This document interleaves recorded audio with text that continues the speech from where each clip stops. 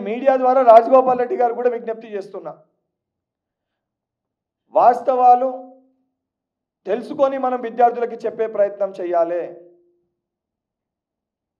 వాస్తవాల్ని మనం పట్టించుకోకుండా మనం మిస్లీడ్ చేసే ప్రయత్నం చేస్తే, దీన్ని మనం రాజకీయాలు చేసే ప్రయత్నం చేస్తే రేపు పొద్దున మన తెలంగాణ రాష్ట్రం వెనుకబడే పరిస్థితి ఏర్పడుతుంది. తెలంగాణని మనము సాధించుకుంది, కాంగ్రెస్ పార్టీ తెలంగాణ రాష్ట్రాన్ని ఇచ్చింది నీళ్లు, నిధులు, నియామకాలు.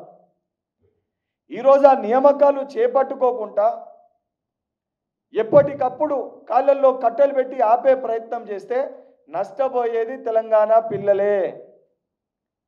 ఆపే ప్రయత్నం చేస్తే ఒక పిల్లగాడు వయసు దాటిపోతే ఆ వయసుని తిరిగి తీసుకురానికి మా పార్టీ ఎమ్మెల్యే తీసుకురాలేడు, పక్క పార్టీ ఎమ్మెల్యే తీసుకురాలేడు. డబ్బుతోటి ఆ పిల్లగాని వయసు కొనలేరు, ఆ కుటుంబ బాధని తీర్చలేరు. ఉద్యోగాలు వచ్చిన కొంతమంది పిల్లల తల్లిదండ్రులు కూడా, ఒకరిద్దరు తల్లిదండ్రులు కూడా చనిపోయినరు, తిరిగి వాళ్ళ తల్లిదండ్రులను కూడా తీసుకురాలేరు. దయచేసి ఇటువంటి విషయాలలో రాజకీయం చేయొద్దని చెప్పి నేను అందరు కూడా విజ్ఞప్తి చేస్తున్నా. ఇతర విషయాలు మీరు మాట్లాడండి, ఎవిడెన్సెస్ ఉంటే దానిపైన మీరు ఏదైనా కూడా మాట్లాడవచ్చు. ఎందుకంటే ఈ అంశాలన్నిటిపైన వీళ్ళందరికంటే సంపూర్ణ అవగాహన ఉన్న వ్యక్తిని నేను. ఇవన్నీ ఇష్యూస్ పైన ఇన్ డెప్త్గా పోరాటం చేసిన వ్యక్తిని, అన్ని ఇష్యూస్ని అడ్రస్ చేసిన వ్యక్తిని. అండ్ వచ్చిన ప్రతి జియో పైన కూడా నేను మాట్లాడగలుగుతా, దేనివల్లనే ఏం అవకతవకలు జరిగినాయి కూడా చెప్పగలుగుతాను గతంలో.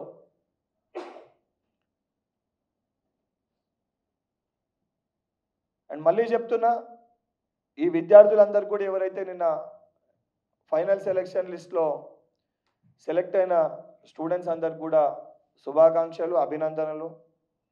తప్పనిసరిగా రేపొద్దున ఏదైతే మీకు ఉద్యోగాల వల్ల మీరు కూడా తెలంగాణ రాష్ట్ర అడ్మినిస్ట్రేషన్ దీని అన్నిటినీ కూడా స్ట్రెంథన్ చేయనీకి, తెలంగాణ రాష్ట్రాన్ని డెవలప్ చేసుకోనీకి ఏదైతే మనం రైజింగ్ తెలంగాణ నినాదం ఎత్తుకొని రాష్ట్ర ప్రభుత్వం, గౌరవ ముఖ్యమంత్రి గారు ముందుకు వెళ్తారో, దీంట్లో మీరు కూడా భాగస్వాములై తెలంగాణ రాష్ట్రాన్ని బాగు చేసుకోనికి మీరు కూడా మీ సర్వీసెస్ని ఉపయోగించుకుంటారని చెప్పి మరొకసారి వారికి అందరు కూడా ఏదైతే కంగ్రాచులేషన్స్ తెలియజేస్తున్నాను.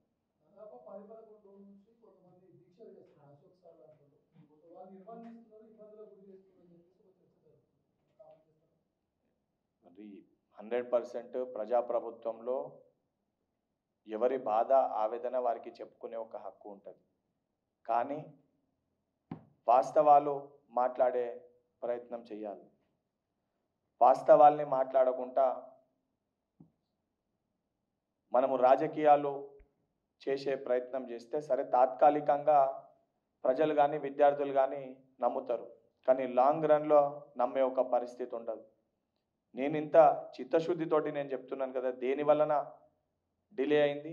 100% ఈ ప్రాసెస్ని కంప్లీట్ చేసి, కంప్లీట్ కాగానే ఖాళీగా ఉన్న భర్తీలన్నింటినీ కూడా ప్రభుత్వం భర్తీ చేస్తుంది. ఇప్పుడు ఈ ప్రాసెస్ నడుస్తున్నప్పుడే ఆర్టీసీది కానివ్వండి, లేదా పోలీస్ డిపార్ట్మెంట్ది కానివ్వండి, దీనికి సంబంధించిన ప్రక్రియ, దాంతోపాటు ఎలక్ట్రిసిటీ డిపార్ట్మెంట్ కానివ్వండి, ఇవన్నీ డిపార్ట్మెంట్స్లో కూడా ఉద్యోగాల భర్తీ ప్రక్రియ అనేది ప్రారంభానికి దానికి సంబంధించిన ప్రాసెస్ అనేది జరుగుతుంది. కానీ కొంతమంది వ్యక్తుల్ని ప్రోత్సహించి వాళ్ళతోటి దీక్షలు చేపట్టినాక వెనకాల ఉండి విద్యార్థులని రెచ్చగొట్టి ఇటువంటి తప్పుడు ఆరోపణలు చేసి తప్పుడు విషయాలని విష ప్రచారం వారి యొక్క సోషల్ మీడియా హ్యాండిల్స్ ద్వారా చేసే ప్రయత్నం చేయడం అనేది సరైన పద్ధతి కాదు. అటువంటి ప్రాసెస్లో విద్యార్థులు ఎవరన్నా పాల్గొన్నా, పాలు పంచుకున్నా, ఈరోజు గ్రూప్ 1 అభ్యర్థులు క్వాలిఫై అయిన వాళ్ళకి బాధ కలిగింది. రేపు పొద్దున ఇదే పరిస్థితి మీకు కూడా ఉద్యోగం వస్తే మీకు కూడా ఇదే బాధ కలిగే పరిస్థితి ఏర్పడుతుంది. సో ఇటువంటి ప్రాసెస్ని, ఇటువంటి విషయాలని నమ్మకూడదు. ఇటువంటి విష ప్రచారాన్ని తిప్పికొట్టి స్టూడెంట్స్ అందరూ కూడా మీ ఎగ్జామ్స్కి ఏదైతే నెక్స్ట్ రాబోయే నోటిఫికేషన్స్కి ప్రిపేర్ అయ్యి మీరు కూడా ఉన్నతమైన స్థానాలకి వెళ్ళి మీరు కూడా మంచి ఉద్యోగాలు సంపాదించుకోవాలని చెప్పి ఒక సగటు మీ